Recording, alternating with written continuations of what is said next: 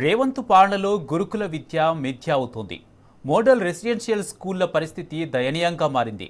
నాగర్ కర్నూలు జిల్లా Veldanda Eklavya model residential స్కూల్లో food commissioner పర్యటించింది.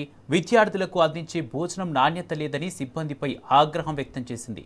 Menu ప్రకారం భోజనం పెట్టడం లేదంటున్న ఫుడ్ కమిషన్ చైర్మన్ గోలి శ్రీనివాసరెడ్డితో మా ప్రతినిధి శేఖరాచారి ఫేస్ టు ఫేస్.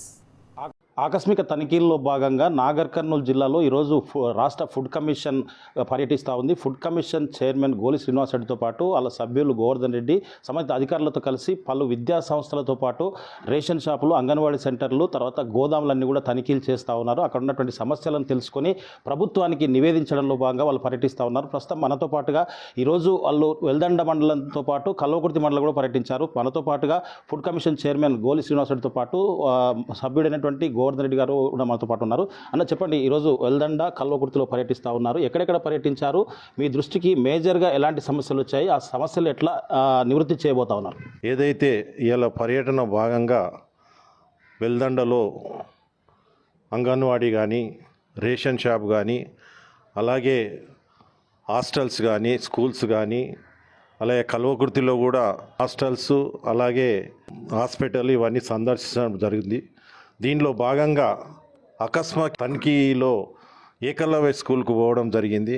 అక్కడ పోయినాక అక్కడ పరిస్థితులను చూసిన తర్వాత నాకు ఒక విధమైన కంటిలో నీరు వచ్చింది. ఎందుకంటే అంత అస్తవ్యస్తంగా ఉంది. ఒకసారి ఏడుపు వచ్చింది. ఎందుకంటే అక్కడున్న గిరిజన విద్యార్థులు చదువుకునేది సందర్భంలో అక్కడ అన్నీ కూడా వసతులు అస్తవ్యస్తంగా ఉన్నాయి.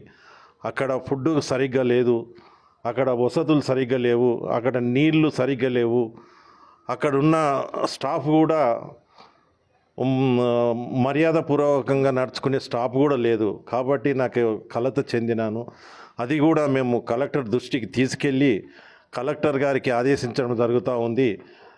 అది మళ్ళీ వచ్చేలోపు దాన్ని చక్రదిద్ద బాధ్యత కలెక్టర్ గారి మీద ఉన్నది. కాబట్టి వారికి సూచన అనుకోండి, ఆదేశాలు అనుకోండి, ఆ ఏకలవ్య స్కూల్ను మీరు సందర్శించి అందులో ఉన్న లోపాలన్నీ గమనించి ఆ స్కూల్ను సరిదిద్దవలసిన బాధ్యత మీపైన ఉన్నది. ఎందుకంటే గిరిజన పిల్లలు అందులో 700 విద్యార్థులు ఉన్నారు. కాబట్టి అవి రాబోయే కాలంలో భారత పౌరులుగా వెలగాలంటే మన వారికి అన్ని విధాల సక్రమంగా ఫుడ్ కానీ, అలాగే వాళ్లకు ఆటలు కానీ, లేకపోతే వాళ్ళకు వసతులు కానీ చూడవలసిన బాధ్యత మన మీద ఉంది. కాబట్టి తక్షణమే కలెక్టర్ గారు దాన్ని సందర్శించి దాన్ని బాగుదిద్దవలసిన బాధ్యత వారిపైన ఉన్నది. ముఖ్యంగా చెప్పండి, ఫుడ్ కమిషన్ చైర్మన్గా ఇలాంటి పరిస్థితులు, అవకతవకలు, తర్వాత విద్యార్థుల పట్ల ఫుడ్ విషయంలో నిర్లక్ష్యం వహించిన వారిపైన ఫుడ్ కమిషన్ చైర్మన్గా ఎలాంటి చర్యలు ఉండబోతాయి ఫ్యూచర్లో? ఎందుకంటే ఇట్లా మేజర్గా మన భారత రాజ్యాంగము 2013లో ఈ చట్టము చేసింది. ఎందుకంటే భారతదేశంలో ఏ బీదవాడు కానీ, ఒక భిక్షగాడు కూడా అన్నంకు అలపటించకుండా ఉండాలనేది దాని కాన్సెప్ట్. కాబట్టి అలాంటి పరిస్థితులు విద్యార్థులకు వచ్చినప్పుడు మా తరఫున కఠిన చర్యలు ఉంటాయి.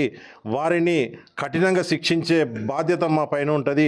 ఆ విధంగా మేము రాబోయే కాలంలో ఇలాంటివన్నీ కూడా మేము కఠినంగా వాళ్లకు శిక్షించడానికి మేము ముందుకు వెళ్తాం. రైట్. వీరితో పాటుగా ఫుడ్ కమిషన్ రాష్ట్ర మెంబర్ అయినటువంటి గోవర్ధన్ రెడ్డి గారు ఉన్నారు. అన్న, చెప్పండి, ఏంటి పరిస్థితి? మీ దృష్టికి చాలా విషయాలు అంటే పిల్లలు చెప్తుంటే మేము కూడా అక్కడ విన్నాము. చాలా ఇబ్బందులు పడుతూ చెప్తున్నటువంటి పరిస్థితి. ఒకవేళ చెప్పాలంటే ఒకవైపు భయపడుతూనే చెప్తున్నటువంటి పరిస్థితి కనిపిస్తుంది. దీని పట్ల మీరు ఎట్లా స్పందిస్తారు? ఏం చెప్తారు? ఆహార భద్రతా చట్టము 2013 క్షేత్రస్థాయిలో ఏ విధంగా అమలు అవుతుంది తీరును మేము పరిశీలిస్తూ ఇప్పటికే మేము పలు జిల్లాల్లో పర్యటించి క్షేత్రస్థాయిలో ఈ పథకము ఆహార భద్రతా చట్టం ఏ విధంగా అమలు అవుతుందని మేము గమనిస్తూ దానికి తగిన సూచనలు చేస్తూ ఏమైనా ల్యాబ్స్ ఉంటే కూడా పై అధికారులకు మేము ఆదేశించడం జరిగింది. అందులో భాగానే ఈరోజు వెల్దండ మండలం కల్వకుర్తి నియోజకవర్గంలో పర్యటించడం జరిగింది. ఈరోజు సోషల్ వెల్ఫేర్ స్కూల్ను, ఏకలవ్య స్కూల్ను, అంగన్వాడీ స్కూల్ను కూడా పరిశీలించడం జరిగింది. అందులో ఆహార భద్రతా చట్టం లోపాలు ఏవేవి ఉన్నవి అని కూడా ల్యాబ్సెస్ కూడా మేము గమనించడం జరిగింది. మేము ఈ సందర్భంగా ఏం చెప్తున్నామంటే, ఆహార భద్రతా చట్టం 2013 ఏం చెప్తుందంటే, భారతదేశంలో ఉన్న ప్రతి పౌరునికి ఆహార భద్రత ఉండాలి. ఆహార భద్రత అంటే ఏంటంటే ఆహారంలో పోషణాలతో కూడిన, పౌష్టికారంతో కూడిన భోజనం అందించడం బాధ్యత. అందులో ఈ ఇన్స్టిట్యూషన్స్ మాకు 4 ఇన్స్టిట్యూషన్స్ ఉంటాయి. ఒకటి ఏంటంటే ration shops, mid day meals, anganwadi schools and hospitals, ఈ 4 ఇన్స్టిట్యూషన్స్ను మేము మానిటరింగ్ చేస్తూ ఆ మానిటరింగ్లో భాగంగా ఆహార భద్రతా చట్టం ఏ విధంగా అమలవుతున్నది కూడా మేము సెంట్రల్ గవర్నమెంట్ కూడా మేము నివేదిక ఇవ్వడం జరుగుతుంది. అంతేకాకుండా ప్రతి సంవత్సరము ఆహార భద్రతా చట్టం రాష్ట్రంలో అమలవుతున్న తీరును, లోపాలను, మా యొక్క ఆదేశాలను, సజెషన్స్ను ఇస్తూ మేము ప్రతి సంవత్సరం అసెంబ్లీకి కూడా రిపోర్టు సమర్పిస్తాం.